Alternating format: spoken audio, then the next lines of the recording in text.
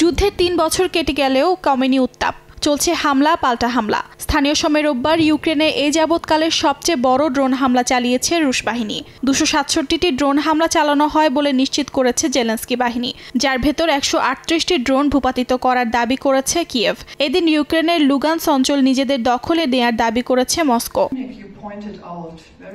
এদিকে ইউক্রেনের শান্তি এলে পদ ছাড়তেও রাজি আছেন বলে জানালেন প্রেসিডেন্ট ভলোদিমির জেলেনস্কি। তার পদত্যাগের বিনিময়ে ইউক্রেনের ন্যাটোতে যোগদান করার বিষয়টি নিশ্চিত করা যায় কিনা তা নিয়ে আলোচনা হতে পারে বলে এক সংবাদ সম্মেলনে এই কথা জানান তিনি। এমনকি যুক্তরাষ্ট্রকে খনিজ সম্পদ দিয়ে যদি ইউক্রেনের নিরাপত্তা নিশ্চিত হয় তবে চুক্তি করতেও রাজি আছেন বলে জানান জেলেনস্কি। যদি এটি ইউক্রেনের শান্তি নিয়ে আসে এবং সত্যি আপনারা চান যে আমি আমার পদ ছেড়ে দেই, আমি তা করতে প্রস্তুত।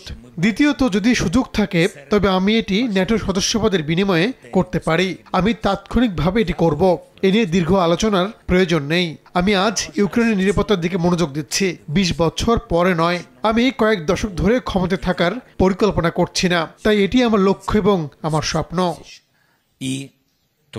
যুদ্ধে মার্কিন নেতাদের প্রধান সাহায্যকারী হিসেবে দেখছেন জেলেনস্কি। ট্রাম্পের পাশাপাশি ইউরোপীয় নেতাদেরকে ইউক্রেনের আসার আমন্ত্রণ জানিয়েছেন তিনি।